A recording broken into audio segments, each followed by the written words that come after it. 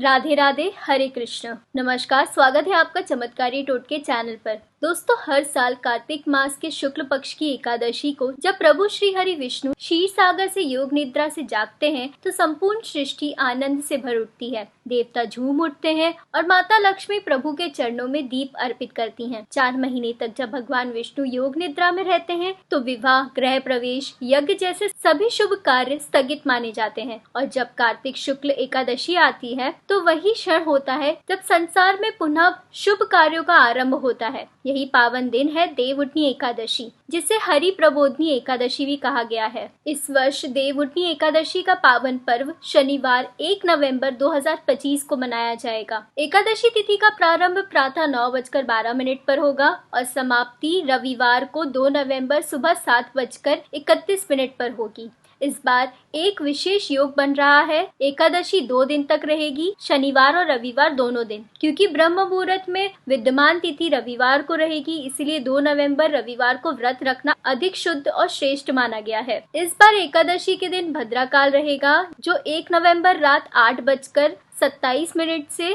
2 नवंबर सुबह 7:31 तक रहेगा। भद्रा का वास मृत्यु लोक में रहेगा, इसीलिए इस समय विवाह जैसे शुभ कार्यों से बचना चाहिए। परंतु भगवान विष्णु की पूजा, कथा और दीपदान भद्रा काल में भी किए जा सकते हैं। इसी के साथ पंचक योग भी रहेगा, अर्थात ये समय साधना, पूजा, उपवास और भक्ति के लिए उत्तम है, परंतु नए कार्य, गृह प्रवेश व विवाह आरंभ के लिए उपयुक्त नहीं है। हरिवसर वह समय होता है जब द्वादशी लगने के बाद ही उपवास खोला जाता है। इस बार हरिवसर 2 नवंबर को दोपहर 12:30 तक रहेगा, अतः जो भक्त शनिवार को व्रत रखेंगे वे रविवार को दोपहर 1:11 से 3:23 के बीच में पारण यानी कि व्रत खोल सकते हैं। ये समय सर्वश्रेष्ठ माना गया है। दोस्तों, देवउठनी एकादशी के साथ ही भगवान शालिग्राम और माता तुलसी का दिव्य विवाह भी होता है, लेकिन इस बार एकादशी रविवार के दिन पड़ रही है। शास्त्रों के अनुसार रविवार को तुलसी माता को स्पर्श करना, पत्ते तोड़ना या जल चढ़ाना वर्जित माना गया है। इसीलिए जो लोग नियम पालक हैं,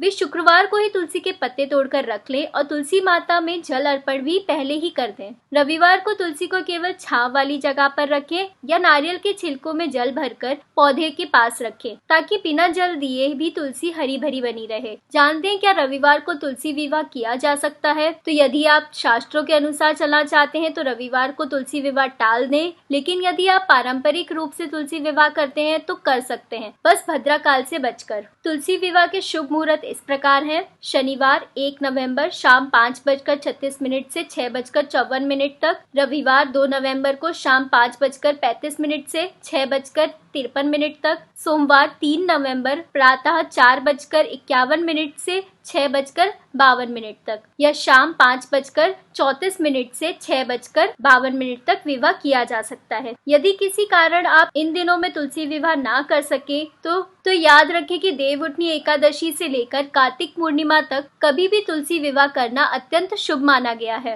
दोस्तों, जब एकादशी की तिथि 2 दिन तक रहती है तो व्रत का नियम व्यक्ति की स्थिति पर निर्भर करता है। गृहस्थ व्यक्ति यानी जो परिवार के साथ रहते हैं, उन्हें पहले दिन यानी कि सामर्थ एकादशी पर व्रत रखना चाहिए। यह दिन गृहस्थ जीवन में सुख, शांति और समृद्धि देने वाला होता है। सन्यासी, विधवा या मोक्ष की इच्छा रखने वाले दूसरे दिन व्रत रखते हैं, जिसे वैष्णव एकादशी कहा गया है। ये दिन भगवान विष्णु के सानिध्य में साधना का अवसर देता है और कभी कभी वैकल्पिक एकादशी का नियम गृहस्थों पर भी लागू होता है। ऐसे में वह वैष्णव एकादशी से मेल खाती है और जो भक्त परम निष्ठावान है, जो केवल भगवान विष्णु का प्रेम पाना चाहते हैं, वो दोनों दिन व्रत कर सकते हैं। यह कठिन जरूर है परंतु अत्यंत पुण्यदायी भी है। तो संक्षेप में, पहले दिन गृहस्थों के लिए, दूसरा दिन सन्यासी और मोक्ष की इच्छा रखने वालों के लिए और दोनों दिन व्रत करना परम भक्तों के लिए शुभ माना गया है। अब आइए जानते हैं देवउठनी एकादशी के दिन किए जाने वाले कुछ ऐसे चमत्कारी उपाय जो आपके जीवन में सुख, शांति और समृद्धि का संचार कर देंगे। अगर आप लंबे समय से आर्थिक संकट से गुजर रहे हैं तो देवउठनी एकादशी के दिन भगवान लक्ष्मी नारायण की पूजा करें।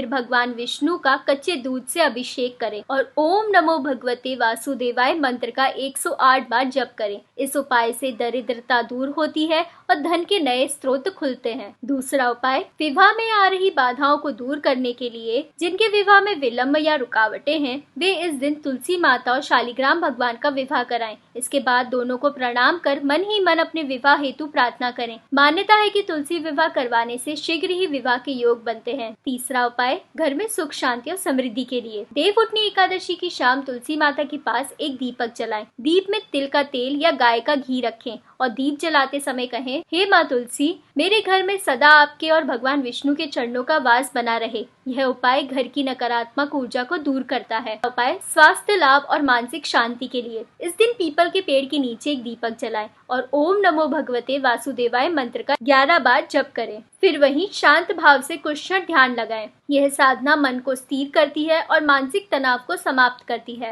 और पांचवा उपाय है कार्य सिद्धि और सफलता के लिए देवउठनी एकादशी के दिन एक पीले वस्त्र में थोड़े से कमलगट्टे, 5 तुलसी के पत्ते और थोड़ी सी हल्दी रखकर बांध लें। फिर भगवान विष्णु के चरणों में रखकर प्रार्थना करें, हे प्रभु, मेरे कार्यों में सफलता प्रदान करें। अगले दिन इस पोटली को अपने कार्यस्थल या तिजोरी में रख दें। यह उपाय आपके रुके हुए कार्य को सिद्ध करता है। तो दोस्तों, देवउठनी एकादशी का यह पावन पर्व आपके जीवन में नई ऊर्जा, समृद्धि और दिव्यता लेकर आए। भगवान श्री हरि विष्णु और माता लक्ष्मी के चरणों की कृपा आपके घर आंगन में सदा बनी रहे। अगर आपको ये वीडियो पसंद आई हो, इसे लाइक, शेयर और सब्सक्राइब जरूर करें ताकि हमारे साथ आपकी ये भक्ति यात्रा यूं ही निरंतर चलती रहे। राधे राधे।